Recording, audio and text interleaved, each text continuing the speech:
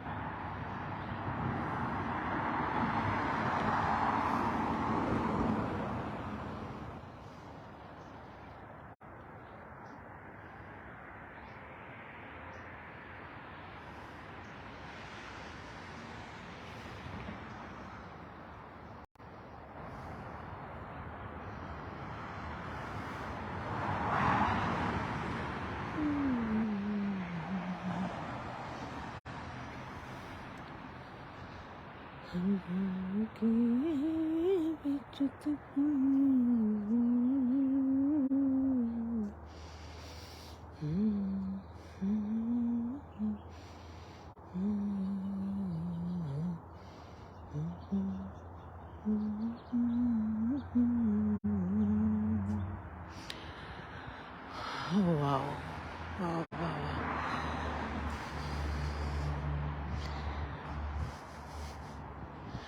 जिंदगी के साथ प्रेम हो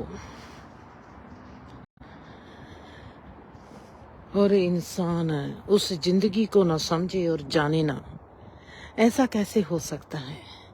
अपने आप को देखती हूँ इन चढ़ते सूरज के साथ पाम ट्री को देखते हुए सवाल आ गया, क्योंकि कभी सोचती नहीं कि आज ये प्रोग्राम करना है, वो करना है, समझ में नहीं आता।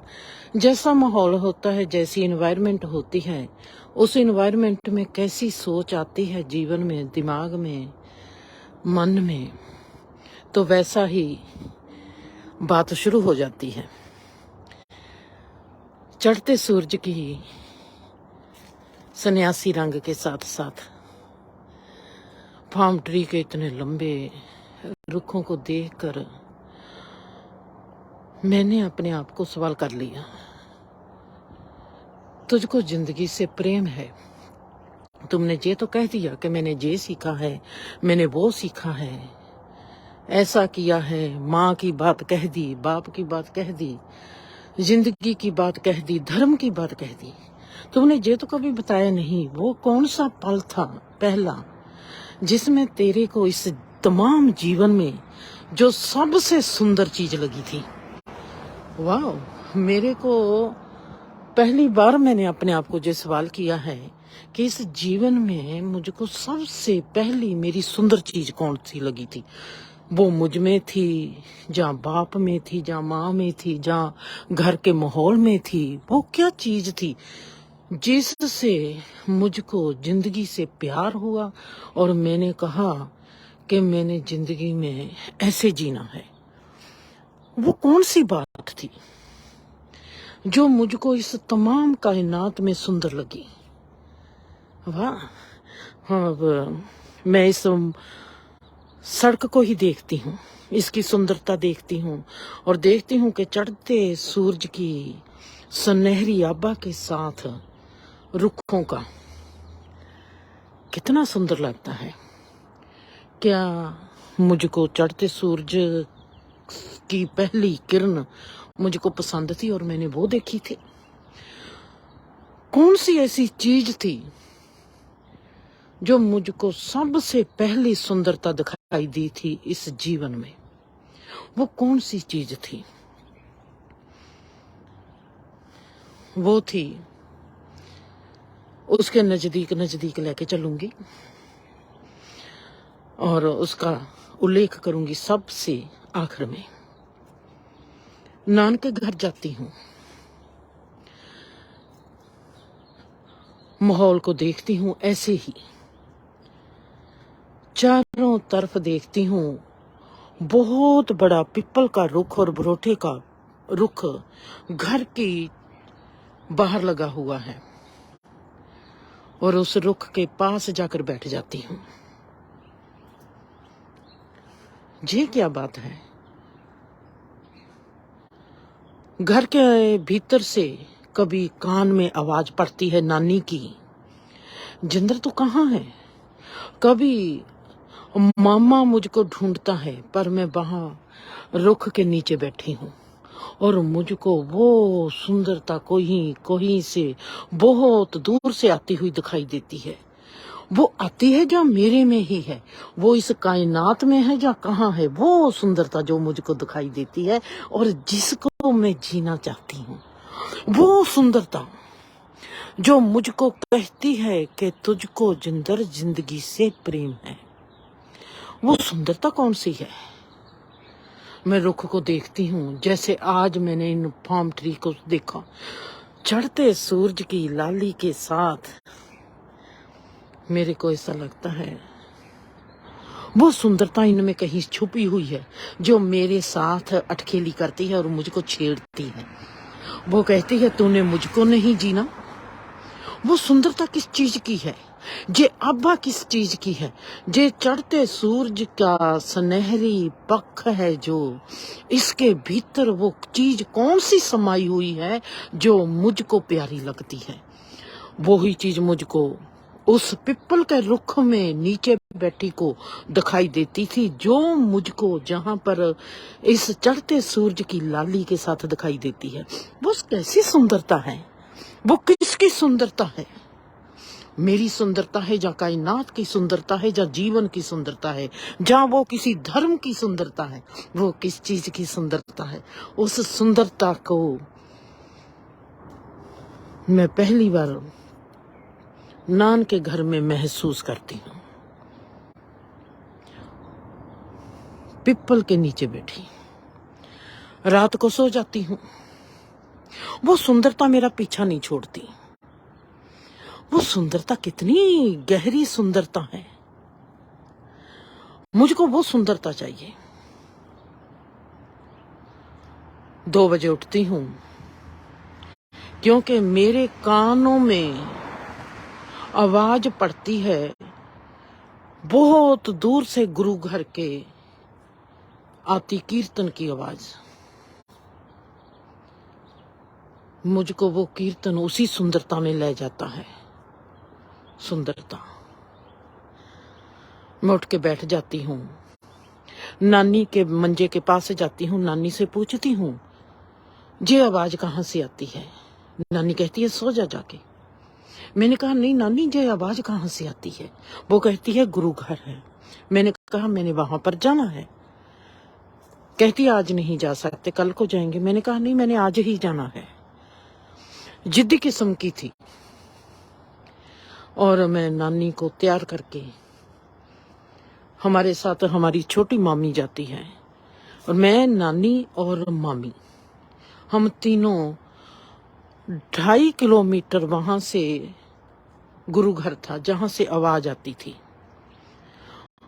और जैसे जैसे मैं गुरु घर के नजदीक जाती हूँ, तैसे तैसे वो जीवन की सुंदरता जो मुझको पिपल के रुख के पास बैठे हुए दिखाई देती है, सुनाई देती है, दिखाई देती है, जिसको मैं महसूस करती हूँ, वो सुंदरता मैं देखती हूँ, जहाँ महसूस करती हूँ।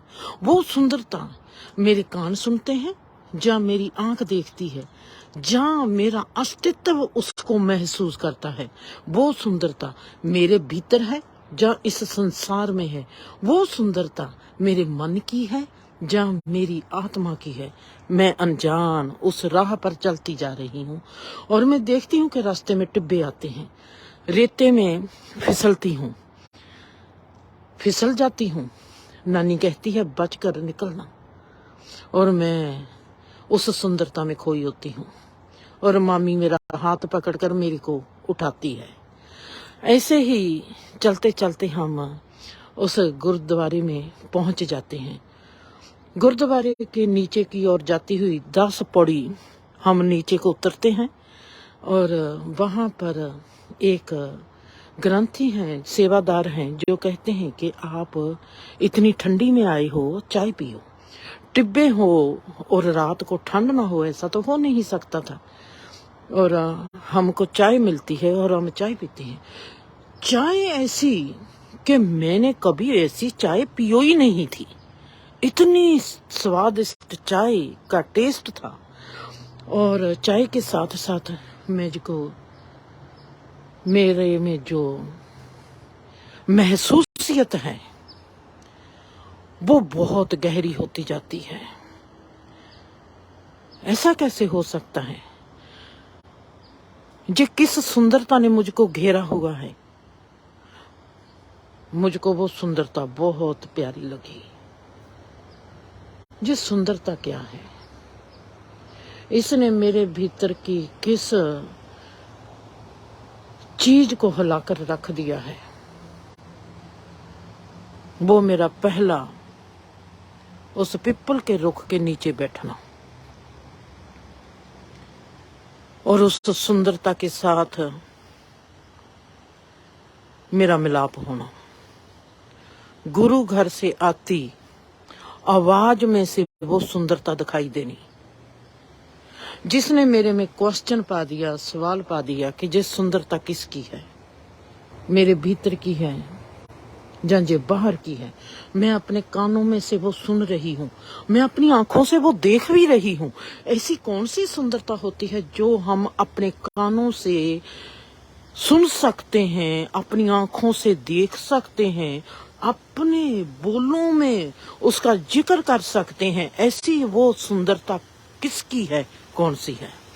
ऐसे ही मेरे नान के घर के पास दरिया बगता था, बहुत बड़ा दरिया, और उस दरिया के किनारे पर नाना की जमीन होती थी और मैं नाना के साथ जाती थी क्योंकि मुझको दरिया का शौक था। और दरिया के किनारे पर जहाँ पर पानी बहता था वहां पर कुछ रेत के टिब्बे थे, वहां पर जाकर खड़ी हो जाना और ऐसे ही पानी की आवाज आती थी।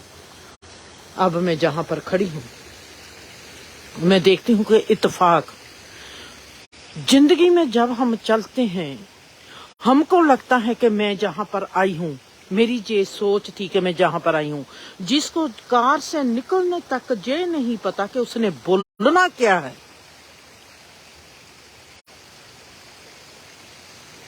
और मैं देखती हूँ, मैं बोलना शुरू करती हूँ। जिस सुंदरता का मैं बयान कर रही हूँ उस सुंदरता में पानी की आवाज का आना जरूरी है, तो मैं पानी के पास आकर रुक गई।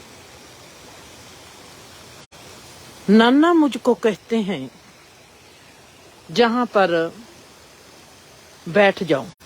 मैं कहती हूँ कि नहीं, मैंने दरिया के पास जाना है, पानी की आवाज सुननी है। जहां पर मैं पानी के पास हूँ, पानी की आवाज आती है।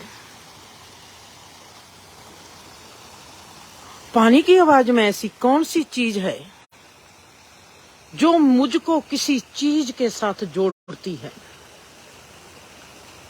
पानी में ऐसी कौन सा एहसास है जो मुझको किसी चीज के साथ जोड़ता है? वो ही मुझको पिपल के रुख के पास मिला है, वो ही मुझको गुरु घर के पास मिला है, वो ही मुझको मिला है पानी के बहते पानी के पास। ये क्या है? अगर मैं रुख को देखती हूँ, मैंने इस रुख को देखना है, ऐसा ही रुख, इससे भी बड़ा रुख। मैं इस रुख को देखती हूँ, अमेजिंग। रुख को देखना ही मुझको वो चीज याद दिलाता है और मुझको कहता है तुम मेरे में अपनी सुंदरता को महसूस करती है? मैं कहती हूँ हाँ। जब पानी की आवाज मुझको कहती है, जैसे मैं कहती हूँ कि मैं देखती भी हूँ उस सुंदरता को, मैं सुनती भी हूँ उस सुंदरता को, मैं खाती भी हूँ उस सुंदरता को। अब जे पानी पूछता है, रुख खड़ा है, रुख और पानी का कोई मेल नहीं, पानी बहता है, रुख खड़ा है, उसके खड़े होने में वो ही सुंदरता है, पानी के बहने में वो ही सुंदरता है। और मैं देखती हूँ कि जो पानी बहता है और पानी कहता है, क्या मेरे बहाव में तुझको वो ही सुंदरता दिखाई देती है या नहीं देती? मुझको वो ही सुंदरता सुनाई देती है। पानी के बहाव में वो सुंदरता मेरे को आके घेरती है और मैं अपने कानों पर हाथ रखती हूँ। कानों पर हाथ रख के सोचती हूँ कि शायद ये सुंदरता मुझको सुनाई ना दी। मैं देखती हूँ बहते पानी की ओर, बहता पानी भी अगर मुझको बहते पानी की आवाज सुनाई नहीं देती, पर उसका बहना ही मुझको उस सुंदरता के साथ फिर मिलाता है। अगर मुझको जो रुख की सुंदरता दिखाई नहीं देती, खड़े हुए रुख की, मुझको वो झड़ते हुए पत्ते में भी वो ही सुंदरता दिखाई देती है जो मुझको मेरे साथ जोड़ देती है। ये सुंदरता तो कायनात के जरे जरे में है। इस सुंदरता को मैं देख भी सकती हूँ, मैं खा भी सकती हूँ, मैं सुन भी सकती हूँ, मैं इसको अपने भी मैं भी महसूस कर सकती हूँ, मैं इसको बाहर भी महसूस करती हूँ। ये सुंदरता कैसी सुंदरता है? इस सुंदरता का पहली बार मेरे साथ मिलाप होता है और इस सुंदरता के लिए मैं जीवन से प्यार कर बैठी। अगर जे मैं इस तमाम जीवन की ओर देखती हूँ, इस तमाम फैल रहे हुए जीवन में सिर्फ यही तो सुंदरता है जो कभी मोहब्बत बन के आती है, जो कभी होश बन के बहती है, जो कभी समझदारी का नमूना पेश करती है, जो कभी बेवकूफी बन के मुझ में बहती है। वो सुंदरता कहती है तू मुझको जीना है, तू कैसे जीना है, तू मुझको देख। मैं कहती हूँ मैंने तेरे को जीना है, पर मुझ में एक डर है, मैं उस डर से आजाद होना चाहती हूँ। वो है डर मौत का। मैं मरना नहीं चाहती। मैं सोचती हूँ मुझको मौत से प्यार है। मेरी सुंदरता कहती है नहीं, तुझको मौत से प्यार नहीं, तुझको जिंदगी से प्यार है। कैसे हो सकता है? आगे बढ़ती हूँ, वापस आ जाती हूँ, अपने दाद के घर वापस आती हूँ। मेरा जहां पर दिल नहीं लगता, मुझको वो सुंदरता जहां पर दिखाई नहीं देती, जहां पर घर का लड़ाई झगड़ा दिखाई देता है। मैं देखती हूँ सवाल पैदा हो गया, मेरे में सवाल पैदा हो गया। मैं देखती हूँ जहां पर मेरे 3 दिन हो गए मेरे को नान के घर से आई हुई, और मैं उस चीज को मिस कर रही हूँ और वो चीज मुझको दिखाई नहीं देती। घर में बीबी, ताया, ताई और दादी, इन चारों का झगड़ा हो रहा है और मैं कहती हूँ ये क्या हो गया, और मैं बहुत ज्यादा गहरे में अपसेट हूँ। इनके दिमाग खराब है। अपने आप में कहती हूँ इनके सबके दिमाग खराब हैं, ये घर मेरे लिए नहीं है। और मैं ऊपर की ओर नजर मारती हूँ, ऊपर को देखती हूँ कि परमात्मा ने मेरे साथ कितना अन्याय किया है। मैं देखती हूँ बीबी कहती है कि अगर तुम 40 की स्पीड से बोलेंगी तो मैं 60 की स्पीड से बोलूंगी। ताया कहता है तेरी इतनी जरूरत, तुम 60 की स्पीड में बोलेंगी तो तुम मेरे से आगे कैसे निकल जाएंगी, मैं 80 की स्पीड पर बोलूंगा। जैसे उन चारों की रेस लगी हुई है एक दूसरे को हराने की। मैं कभी बीबी के चेहरे को देखती हूँ, कभी दादी के चेहरे को देखती हूँ, कभी ताई के चेहरे को देखती हूँ, और मैं देखती हूँ कि इनमें से एक चौथा इंसान है जो ताई, वो वहां पर बैठी आराम से इन तीनों को देख रही है, और मैं वहीं पर रुक जाती हूँ। ताई देखती है, वो क्या देखती है इन तीनों में? वो तीनों की लड़ाई का मजा ले रही है, जहां इस लड़ाई का कारण ही वो है। मैं रुक गई। परमात्मा मुझको किस एंगल से ये चीज दिखानी चाहता है, और मेरा वहां पर रुकना इतना गजब का था। बीबी को देखने लग गई। बीबी के होंठों पर मेरी नजर चली गई। बीबी के होंठों पर नजर गई तो उसके बाद मेरी नजर जाती है दादी के होंठों पर, उसको बाद मेरी नजर जाती है ताई के होंठों पर, उसके बाद मेरी नजर जाती है ताई के होंठों पर। मैंने उन चारों के होंठों को देखना शुरू कर दिया। हुन मेरे कानों में उनके लड़ाई झगड़े की आवाज पड़ती है, पर मेरी आंखें देखती है उनके होंठों को। कैसे बीबी के होंठ बोलते हैं, कैसे दादी के, कैसे ताई के, और ताई के होंठों पर मुस्कान हल्की सी। उन चारों की होंठों को देखना शुरू कर दिया। रुक गई। मेरा देखना मुझको फिर उस सुंदरता में ले गया। लड़ाई झगड़े में सुंदरता का फिर आगमन हो गया।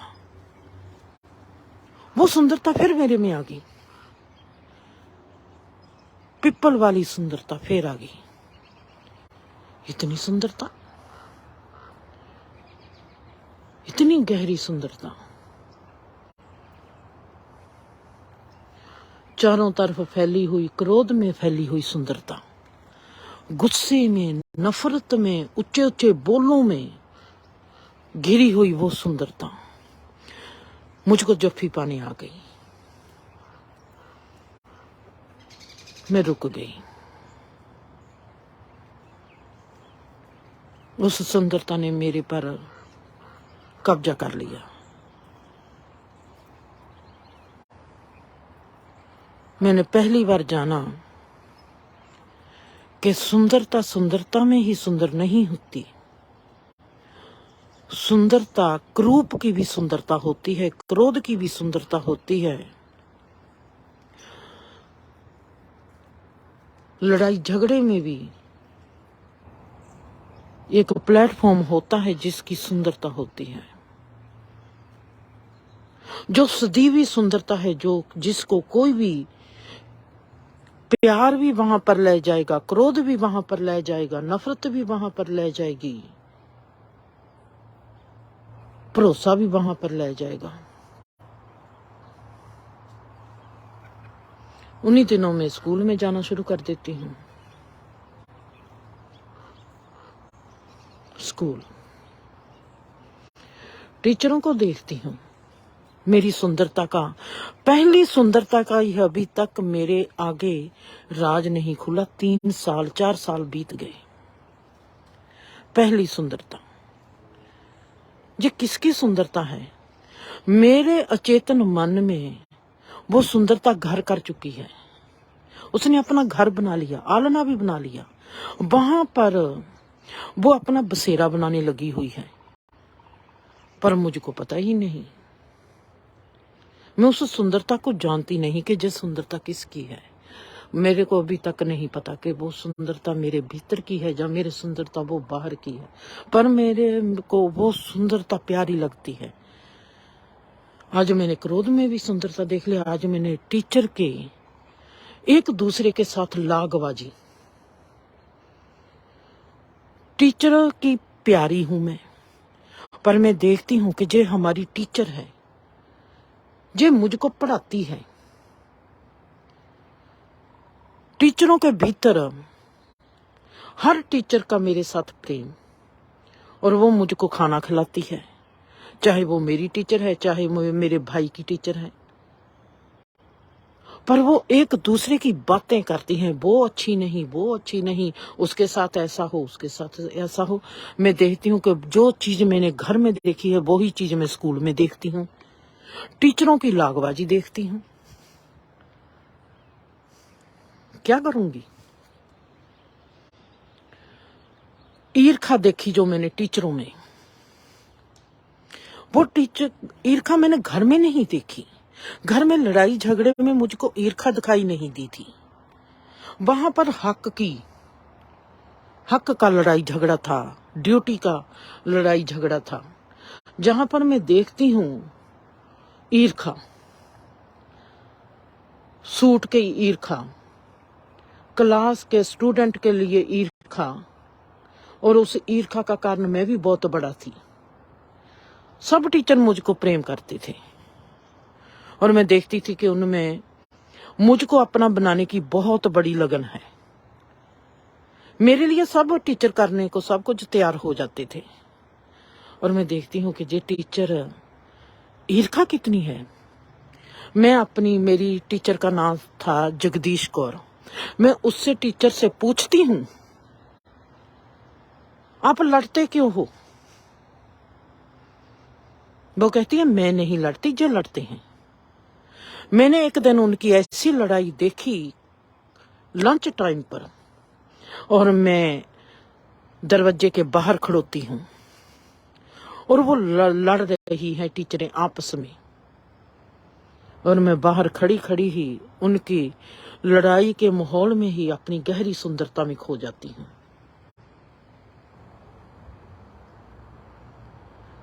मुझको जिंदगी सिखाने लगती है कि जे जिंदगी का मुकाम कैसा भी क्यों ना हो, तू कहां पर भी चली जाएंगी,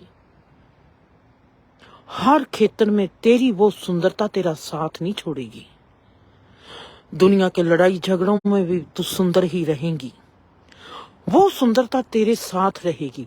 वो है तेरे जीवन की सुंदरता। तू उस सुंदरता में जीना है, उस सुंदरता में सदीवी होना है। धर्म क्षेत्र में जाती हूँ, गुरुद्वारे जाती हूँ, मंदिर में जाती हूँ, मंदिर का घंटा बजता है तो वो सुंदरता मेरे में आ जाती है। आटे पीसने वाली चक्की की कूक सुनती हूँ तो वो सुंदरता मेरे में आ जाती है।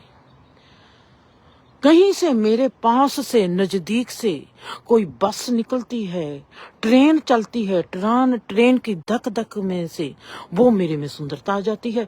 चारों तरफ देखती हूँ, चारों तरफ खिले हुए इस आलम में से वो सुंदरता पसरी पड़ी है जो मुझको सुंदर बनाने में लगी हुई है, और वो सुंदरता से मेरा प्रेम हो रहा है। मैं उस प्रेम में फंस गई हूँ, मैं उस प्रेम में आलिंगन कर चुकी हूँ, मैं उस प्रेम को जफ्फी पा चुकी हूँ, और वो जफ्फी मेरी इतनी गहरी होती जाती है कि मुझको हर चीज में वो ही सुंदरता दिखाई देती है, वो ही सुंदरता। और उस सुंदरता को जीने की लगन जो मुझ में है, वो सुंदरता ना मेरे से कभी हो। हमारे घर के पड़ोस में पहली मौत देख लेती हूँ। अब जहां पर खुलासा होगा, मौत देखती हूँ, और मौत को मैं देखती हूँ। इन लोगों की माँ की डेथ हो चुकी है, मैं हूँ 8-9 साल की।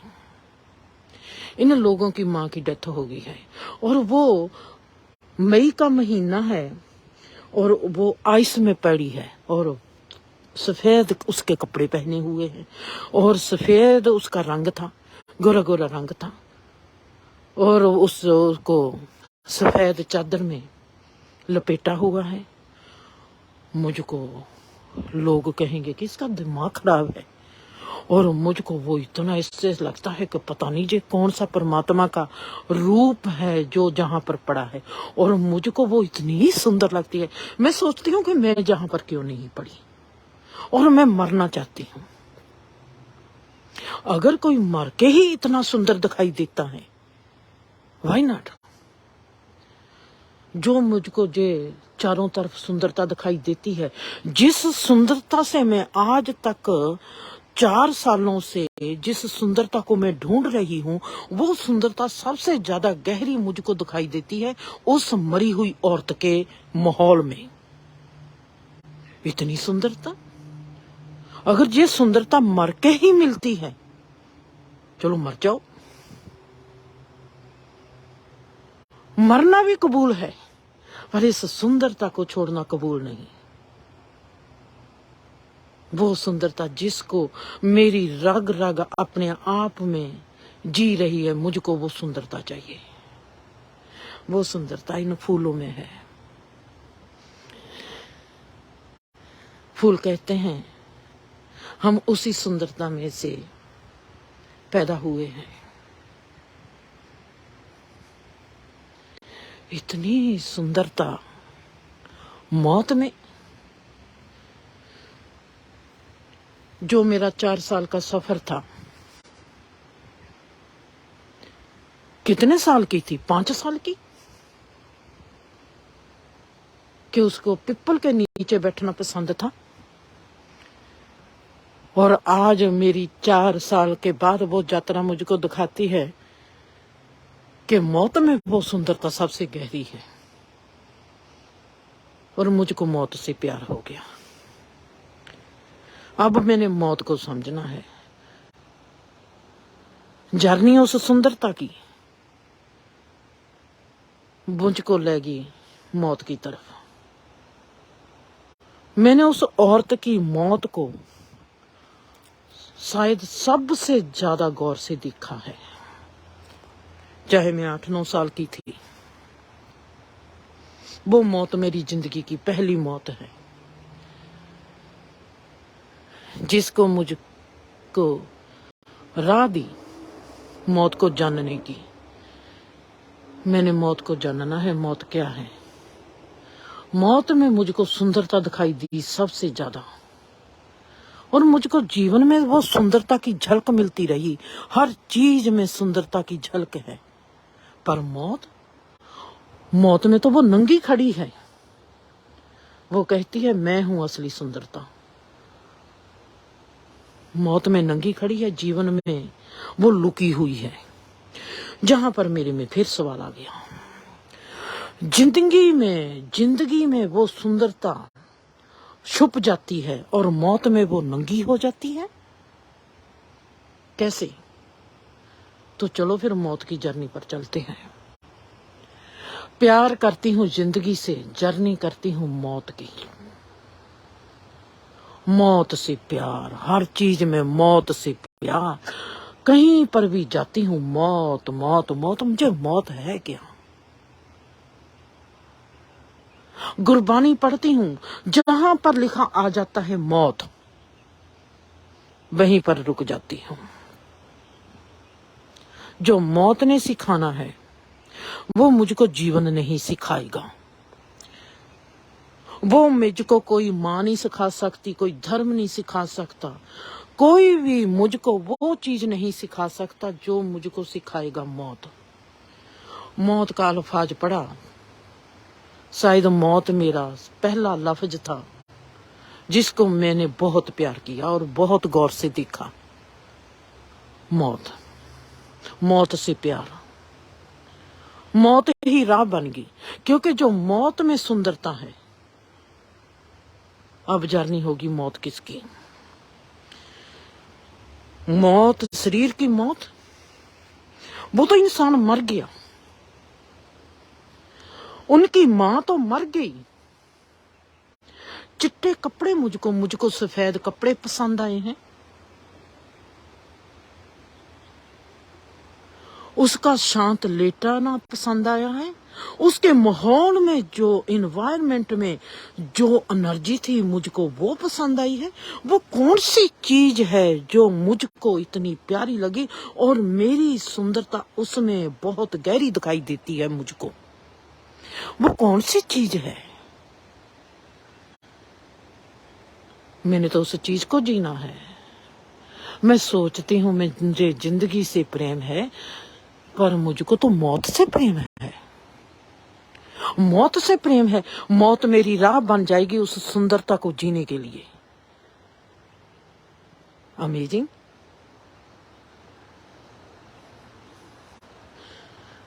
वो औरत मरी पड़ी है,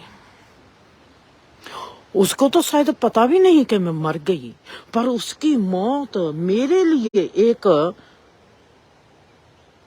माइलस्टोन बनती जा रही है, जो मुझको बताती है कि ये है तेरी राह। मौत में मुझको सबसे ज्यादा वो सुंदरता दिखाई देती है जो मुझको जीवन में सुंदरता दिखाई नहीं देती। जीवन में वो उसकी झलक आती है, कानों को सुन करती है, हर चीज में मेरे को खड़ा कर देती है कि ये है सुंदरता जिसके कारण तुझको जीवन प्यारा है। पर मौत कहती है, देख मेरे में वो सबसे गहरी है सुंदरता। मौत, अगर मैं मर गई, मैं बेहोश पड़ी जाती, जब मैं सोती हूँ वो तो सुंदरता मेरे में तब भी नहीं रहती, मुझको दिखाई नहीं देता। जब मैं जाग जाती हूँ तब मैं कहती हूँ वाह मैं कितनी फ्रेश हूँ, मैं कितनी ताजी हूँ, मेरे में ताजगी आ जाती है, मेरे में नयापन आ जाता है। पर मेरे को वो सुंदरता दिखाई नहीं देती। अगर नींद में वो सुंदरता नहीं तो मौत में मुझको कैसे दिखाई देगी। मरना जरूरी है। किस चीज का मरना जरूरी है? जीते जी मरना जरूरी है। वो जीते जी मरना किसको कहते हैं उसकी तलाश शुरू होगी। सुंदरता से शुरू हुई चीज मौत की जर्नी पर चल पड़ी। रुख बहुत सुंदर है, रुख खड़ा है, रुख में भी मुझको वही मेरी सुंदरता दिखाई देती है जो मुझको मेरी आवाज में, मुझको मेरी आंखों में, मुझको मेरे कानों में सुनाई देती है, दिखाई देती है, जो बोलती है।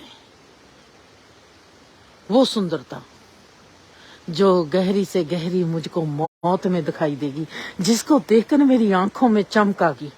मैंने इस मौत को जानना है, मैंने इस मौत को जीना है। मैंने जीवन को नहीं जीना, जीवन कुछ भी नहीं, मैंने मौत को जीना है। हर वक्त मौत मौत मौत मेरे में चलती रही, मैंने इस मौत को जीना है। इस मौत में वो सुंदरता है। सुंदरता अपना रूप दिखाती है मौत में, वो जीवन में तो दिखाई नहीं देती। जीवन में देखना पड़ेगा, आंखों को खोलना पड़ेगा, कानों को खोलना पड़ेगा, जुबान को खोलना पड़ेगा। और जहां पर मौत है वहां पर तो वो नंगी खड़ी है, और जीवन में वो अपना घूंघट निकाल के खड़ी है। मुझको वो सुंदरता चाहिए अब जहां पर वो नंगी खड़ी है। पल पल मरते देखा अपने एहसासों को, पल पल मरते देखा अपनी तमन्ना को, पल पल मरते देखा मैंने जिंदर को, पल पल मरते देखा। कभी उसके प्यार को ठेस, कभी उसका नजायज फायदा लिया जाता है। कोई भी रिश्ता हो सब ने उसको कमली ठहरा दिया। मौत की जर्नी शुरू होगी। शरीर की मौत नहीं, अब मन की मौत होगी। मन की मौत नहीं, अब अकल की मौत भी होगी। अकल की मौत नहीं, अब हर अनुभव की, हर एहसास की, हर रिश्ते की मौत होगी। मौत की जर्नी शुरू होगी जो चलती गई 37 साल तक। 37 साल मौत की जर्नी, और उसी सुंदरता को पाने की जर्नी। कहती है सबको कहीं पर मौत हो जाए तो मुझको ले चलना साथ। कहीं पर भी मौत होती है, फ्यूनरल होम में पहुंच जाती है, क्योंकि उसके मौत के माहौल में जीना है। उसको दिखाई देता है जब वो हॉस्पिटल जाती है, वहां पर भी मौत नंगी है, वहां पर भी जर्नी नंगी है, वहां पर भी उसकी जर्नी नंगी हो जाती है, वहां पर भी मौत नंगी होती है। मौत के नंगेपन में वो ही सुंदरता खेलती है, हॉस्पिटल की बीमारी में वो ही सुंदरता खेलती है। हर पासे सुंदरता का खेल है। जहां पर रोग है, जहां पर टेंशन है, जहां पर किसी का कत्ल होता है, चाहे उसके मन का कत्ल हो, चाहे उसके जिस्म का कत्ल हो, चाहे उसकी बुद्धि का कत्ल हो, चाहे उसकी आत्मा का कत्ल हो, वो मौत में जीती है, मौत में नंगी हो जाती है, कहती है मैं जे हूं, करो क्या करना है। 37 साल बाद वो सुंदरता कहती है तू चाहती थी, तू जिंदगी में मुझको नंगी करना चाहती थी, ले आज मैं घूंघट उठाती हूं, आज मैं तेरे आगे मौत में नंगी नहीं होंगी, जीवन में नंगी होंगी।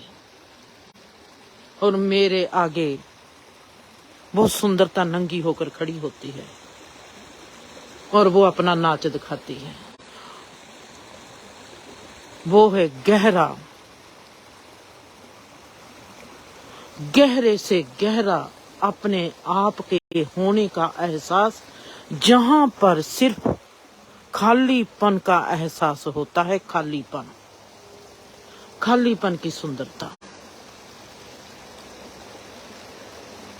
मरे हुए इंसान के पास जब इंसान की एनर्जी गायब हो जाती है जिस्म से, उसके पास जो ऑरा बनता है खालीपन का, वो इतना नंगा होता है कि उसकी महसूसियत घर के माहौल को भी खाली कर जाती है। सबकी बोलती बंद हुई होती है, सबके दिमाग में एक ही चीज होती है कि आज हमारा जे इंसान मर गया, कल को हमने भी मरना है। इंसान एक सोच में ही गिरफ्तार होकर रह जाता है कि जे मौत अपने आले दुआले को भी खाली कर देती है, इंसान के गायब को, इंसान के दिमाग को गायब कर देती है, मन को गायब कर देती है। उस वक्त उन पलों में इंसान सोचता है आज जे मरा है, एक दिन मैंने भी मर जाना है। वो खाली हो चुका होता है। और मुझको, वो मैं अगर किसी को कहती हूँ कि मौत का माहौल मुझको पसंद है, कहते हैं तेरा दिमाग खराब है। और उनको मैं कैसे बताऊंगी कि मौत में जो खालीपन का एहसास है, उस खालीपन से जे क्रिएशन का जन्म होता है।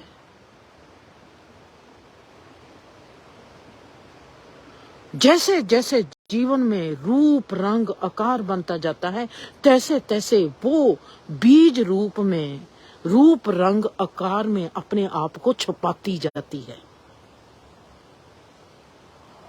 पिपल के नीचे बैठी हूं, मैं देखती हूं ना ही पिपल है ना ही मैं हूं, जहां पर तो एक खालीपन का एहसास है बहुत गहरा। मौजूदगी का होना, सिर्फ होना मात्र रह जाता है हमारे में। वहां पर कोई रूप रंग आकार होता ही नहीं।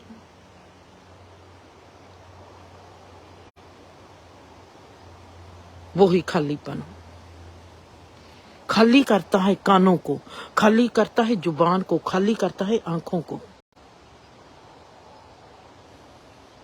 हम इस गौर से इस स्पेस को देखेंगे, अगर ये खाली स्पेस है, हम इस रूप रंग आकार में से स्पेस को देखते हैं। अगर हम किसी खुले आसमान में नीचे जाकर खड़े हो जाएं, जहां पर कोई और रुख ना हो, सिर्फ खाली आसमान हो, उस खालीपन में जो खालीपन का एहसास होगा, उससे पलपते हैं जे रूप रंग आकार, जो फिर खुद में खुद को छुपा लेती है जे खालीपन। चुप, चुप से प्यार।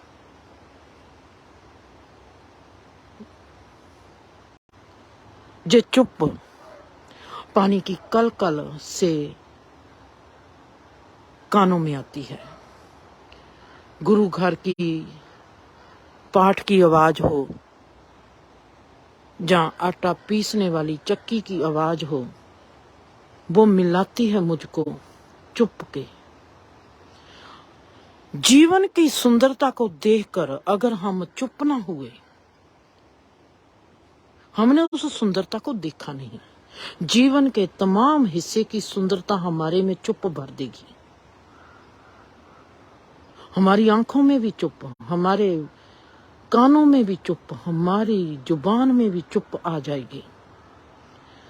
जहां जहां पर जाकर हमारे में चुप आती है, वहीं पर सोचना कि हमारा ब्रह्मांड के सत्या रूप के साथ आलिंगन हो गया। अगर वो चुप ना आई, गुरुद्वारे मंदिर मस्जिद में जाते हैं, अगर चुप के हम मुरीद ना बने, इसका मतलब है कि हमने गुरु घर को, मस्जिद को, मंदिर को, किसी चीज को, धर्म को समझा ही नहीं है। इस जीवन की सुंदरता का नाम है साइलेंस के साथ जुड़ जाना, और मोहब्बत सबसे गहरी सुंदरता है। और मोहब्बत ने आप में चुप ना डाली, वो मोहब्बत नहीं। मोहब्बत एक्शन करेगी साइलेंस में, वो अपने आप को जाहिर कभी नहीं करेगी। वो सबसे गहरी सुंदरता है चुप की, जहां पर होश काम करता है, हमारा चेतन रूप काम करता है। चेतन रूप का, जैसे मैंने आपको कहा था, चेतन रूप जिस्मी लेवल पर सिर्फ एक काम करती है, हमारी आंख खुलती है और हमारी आंख बंद होती है। ये है हमारे चेतन रूप का काम, सिर्फ जिस्म लेवल पर आंख का खुलना और आंख का बंद हो जाना, ये काम चेतना का है, ये जिस्म का काम नहीं है। ऐसे ही चेतना का काम है, एक्शन है हमारी जिंदगी में किसी के साथ मोहब्बत का हो जाना, ये सबसे बड़ी रहमत मानी जाती है। और उस मोहब्बत में साइलेंस ना आई, सुब्रता ना आई,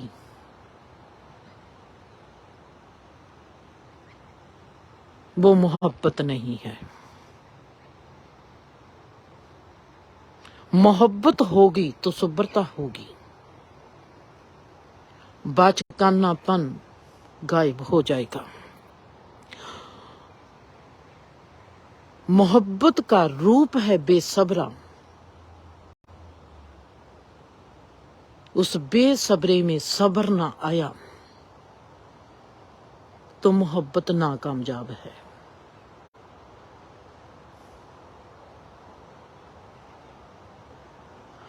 चुप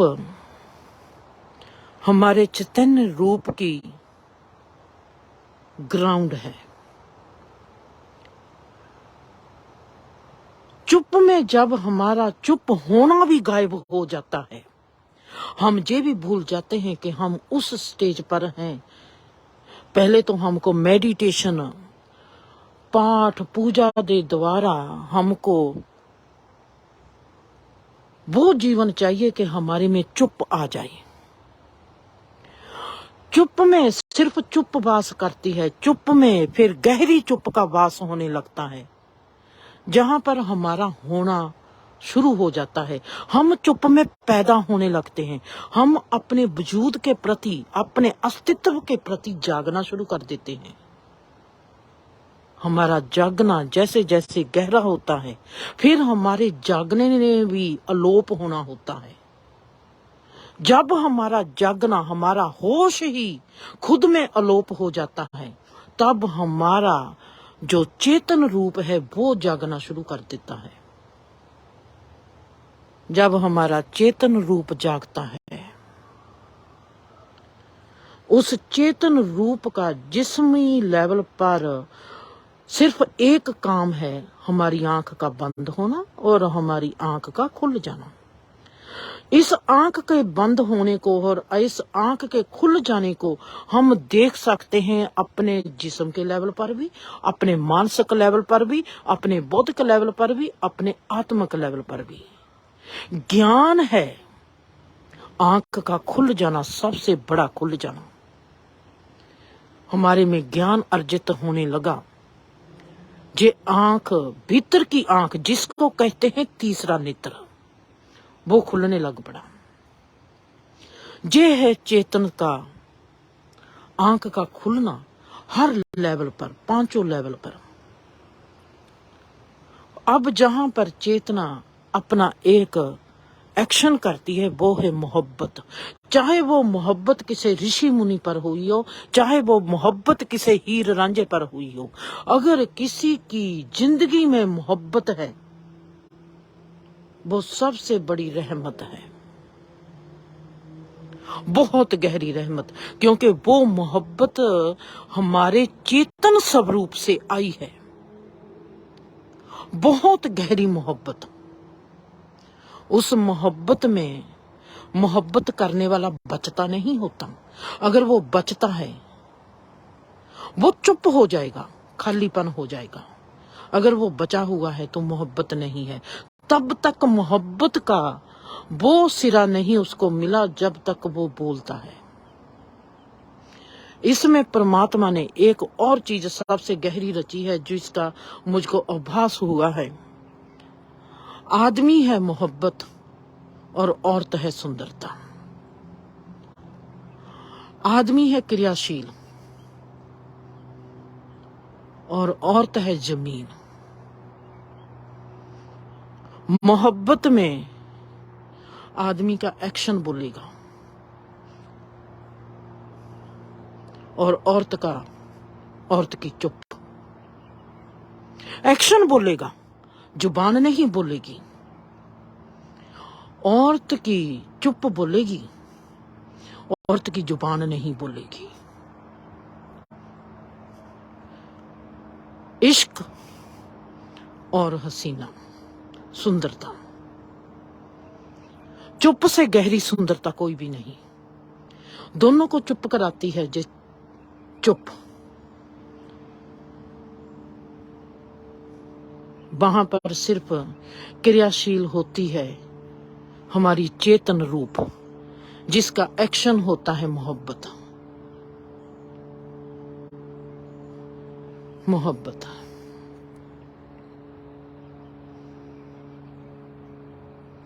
मोहब्बत सबसे गहरी रोशनी है। चैतन्य रूप में जाकर मोहब्बत की आंख खुलती है, जैसे जिस्मी लेवल पर हमारी ये आंख खुलती है। हीर रांझा,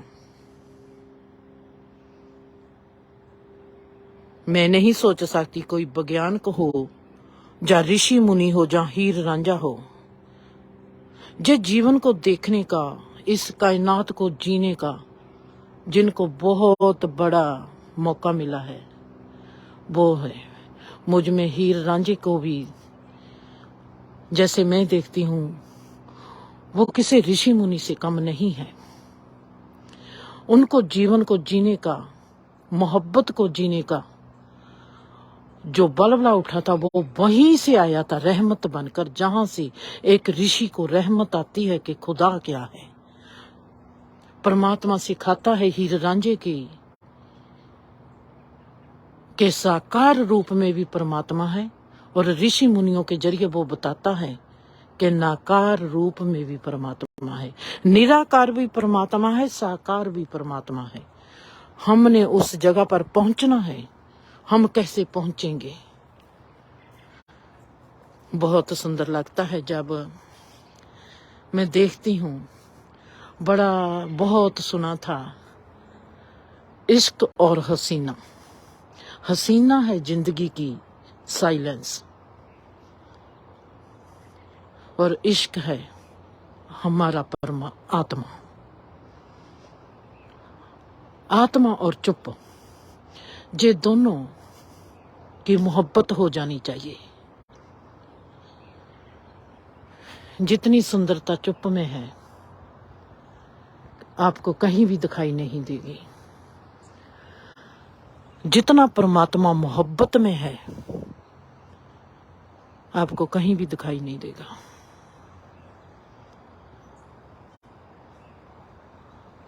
सदा ही मैंने कहा मुझको सबसे प्रेम है, क्योंकि मुझको खुदा से प्रेम है, सो मुझको सबसे प्रेम है। मोहब्बत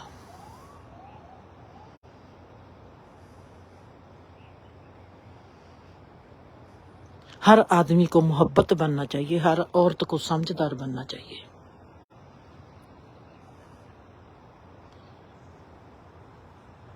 समझदारी की सुंदरता औरत है। अगर औरत ने सही अपने जीवन को देखा और गौर फरमाया, कहीं पर भी सुंदर स्त्री पैदा हो जाएगी, वहीं पर मोहब्बत जरूर पैदा हो जाएगी। कहीं पर भी सुंदर इंसान पैदा हो जाएगा, सुंदर आदमी पैदा हो जाएगा, वहीं पर कहीं ना कहीं से सुंदर औरत भी आ जाएगी। क्योंकि जे सबसे सुंदर इस प्रकृति का, इस संसार का, इस ब्रह्मांड का जोड़ा है इश्क और सुंदरता। सुंदरता समझदारी की, मोहब्बत होश की।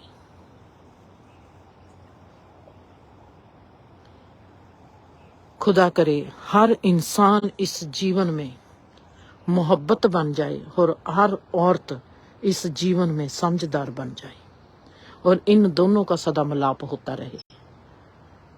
आदमी मोहब्बत और औरत समझदार। खुश रहो, आबाद रहो, हंसते रहो, बसते रहो। अब वक्त है फिर एक्सरसाइज का। चलो करते हैं एक्सरसाइज। बहते हैं आज इस बहते पानी के साथ। जैसे पानी एक्सरसाइज करता है तो हम भी एक्सरसाइज करते हैं। खुश रहो, मिलते हैं।